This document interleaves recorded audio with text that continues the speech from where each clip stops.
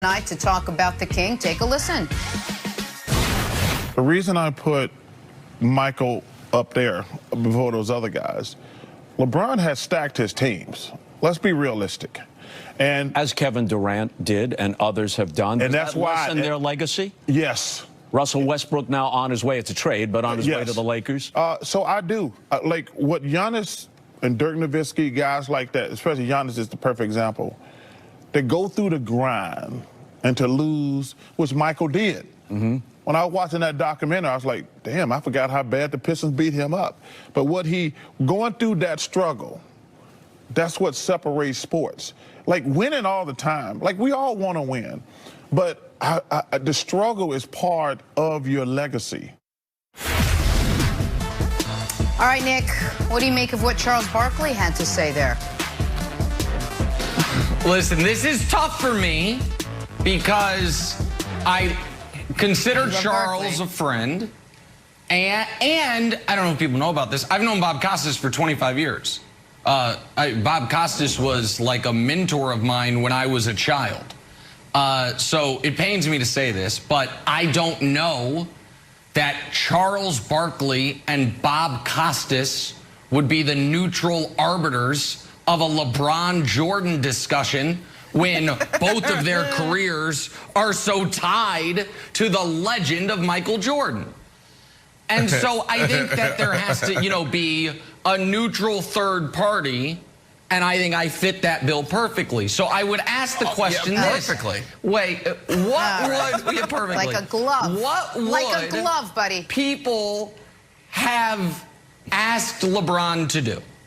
I'm just curious. Would they have liked LeBron to just stick it out in Cleveland? Because this wasn't a Durant, Oklahoma City situation where you have Russ and you had James Harden before they traded him away and Serge Ibaka. LeBron spent 7 years in Cleveland the first time around. The best teammate he had initially was Ricky Davis. It then was Zydrunas Ilgauskas. It then was Larry Hughes. And it culminated with Mo Williams. That Cavs team was so well-rounded and so well-built that the moment LeBron left, the next 4 years, they averaged 24 wins. His final 2 years, they averaged 64 wins. So it's not an exaggeration to say he was carrying you to, 40 wins a year by himself.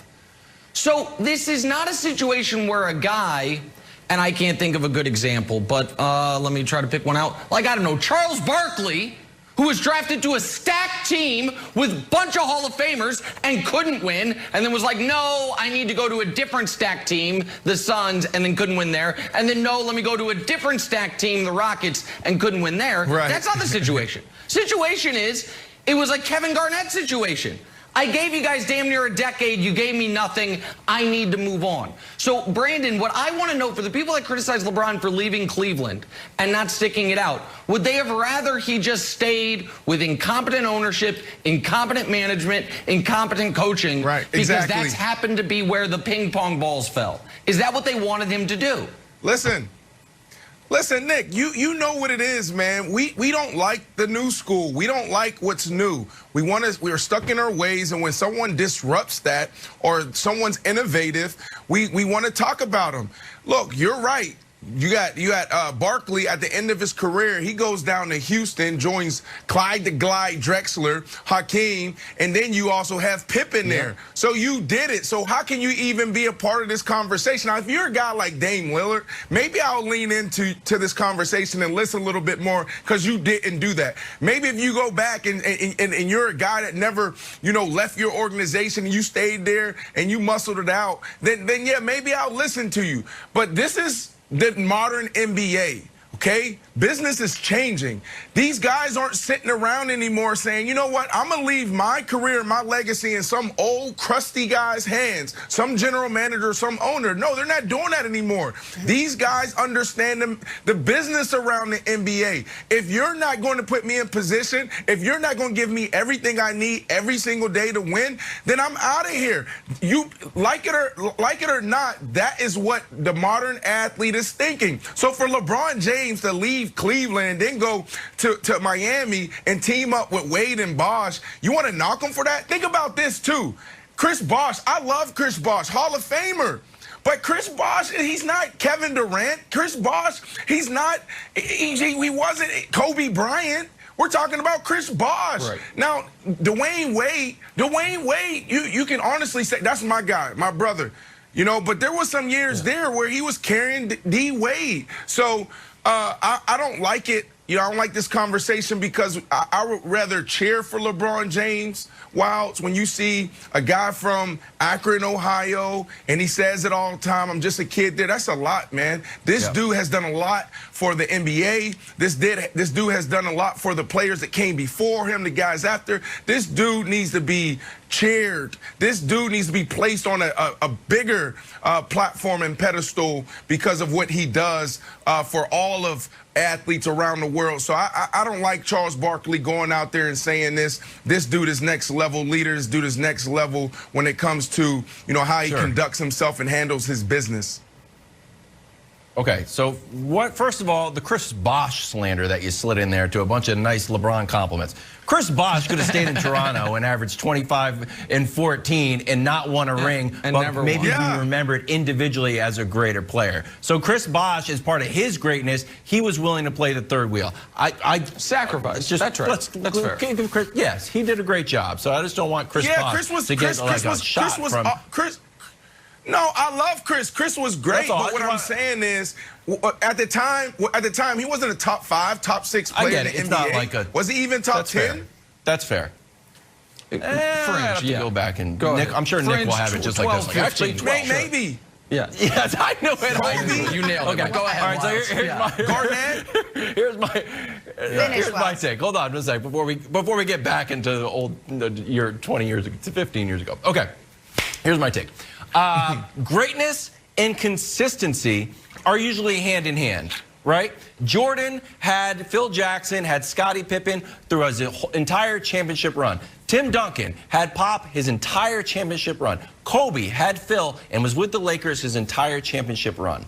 LeBron's legacy doesn't take a shot or take a step down because he moved teams. Nick, I'm going to actually say it takes a step up.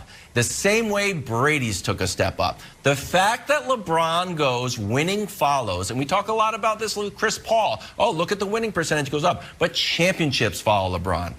You leave Cleveland, you go to Miami, you win. You go back to Cleveland, you win. You go to Los Angeles, you win. Eventually come to New York and win one. That would be nice. So, Nick, I actually see it the exact opposite of Barkley does. I actually think the more he moves around, the more guys get rings with him, and I'm not going to say he's carrying him, and that's why it's so interesting for this next Lakers team. If Russ can get a ring, if Carmelo can get a ring, I think it's less of a super team that LeBron is forming and more of like, look at this, I am a magnet to winning, and my legacy is that I am a winner wherever I go, versus a lot of NBA legends that say, I won in this place under these conditions.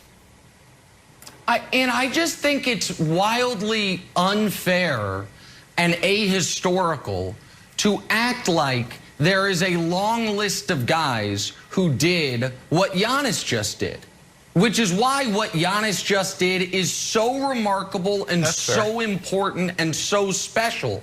Like, people are like, oh, Duncan won immediately, didn't go anywhere. Yeah, man. He was drafted to a team that had a league MVP at the tail end of his prime in David Robinson. Oh, Kobe. Yeah, Kobe was drafted to a team with Shaquille O'Neal. And so, yeah, guess what? He won. Oh, Magic. Magic was drafted to a team with Kareem, a guy who knows, by the way, exactly what that feels like is Charles Barkley, who was drafted to a team with a league MVP in Dr. J, a league MVP in Moses Malone, an all-time great player in Andrew Toney, a Hall of Famer in Mo Cheeks, who had won the title 2 years prior, and guess what? It was all good in Philly. Chuck was awesome. They make the conference finals his rookie year. And then they trade Moses Malone a few years later, and Dr. J retires, and guess what Chuck does? Forces his way out. The moment the Sixers missed the playoffs, I'm out of here. Where am I going? Phoenix. How good were they? Well, they had won 50 games 4 years in a row. And then in Phoenix, the first year they make the finals. You know who starts beating them in the playoffs back-to-back years in brutal 7-game series? The Rockets. And go Google the New York Times story the day Chuck went to the Rockets. He says, I forced my way to Houston because he couldn't win there through some fault of his own, but mostly no fault of his own. And then couldn't win in Houston, came close 1 year, his first year.